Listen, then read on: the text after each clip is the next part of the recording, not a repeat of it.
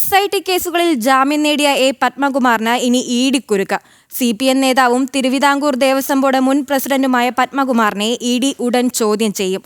ക്രമക്കേടുകൾ ഉണ്ണികൃഷ്ണൻ പോറ്റിക്ക് പത്മകുമാർ എല്ലാ ഒത്താശയും ചെയ്തതായി പ്രത്യേക അന്വേഷണ സംഘം. നിക്ഷേപ രേഖകൾ ഹാജരാക്കാൻ തന്ത്രി കണ്ഠര് രാജീവർക്ക് നിർദ്ദേശം.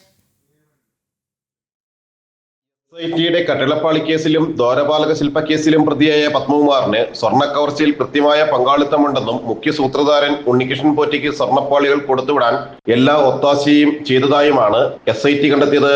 ഇതുമായി ബന്ധപ്പെട്ടാണ് ഇഡിയും പത്മകുമാറിനെ ചോദ്യം ചെയ്യാനൊരുങ്ങുന്നത്. ദേവസ്വം മീൻസ് തിരുത്തി സ്വർണ്ണക്കൊള്ളയ്ക്ക് കൂട്ടുനിന്നുവെന്ന കണ്ടെത്തലിൽ ഇഡിയും ആഴത്തിലുള്ള അന്വേഷണമാണ് നടത്തുക. തീരുമാനങ്ങളെല്ലാം ഭരണസമിതിയുമായി ആലോചിച്ചാണ് എടുത്തിരുന്നതെന്നും ഒറ്റയ്ക്കൊരു തീരുമാനവും എടുത്തിട്ടില്ലെന്നും പത്മകുമാർ മൊഴി നൽകിയിരുന്നു. CPM നേതാവും മുൻ MLAയുമായ പത്മകുമാർ ഇഡിക്ക് നൽകുന്ന മൊഴികളും CPMനെ കൂടുതൽ പ്രതിരോധത്തിലാക്കും. ഇന്നലെ ഇഡി ചോദ്യം ചെയ്ത് വിട്ടയച്ച തന്ത്രി കണ്ഠര് രാജീവരുടെ സാമ്പത്തിക ഇടപാടുകളിൽ കൂടുതൽ വ്യക്തത വരുത്താനും ഒരുങ്ങുകയാണ് ഇഡി ആവശ്യപ്പെട്ട ചില നിക്ഷേപങ്ങളുടെ രേഖകൾ തന്ത്രി ഹാജരാക്കണം. ജനം, കൊച്ചി.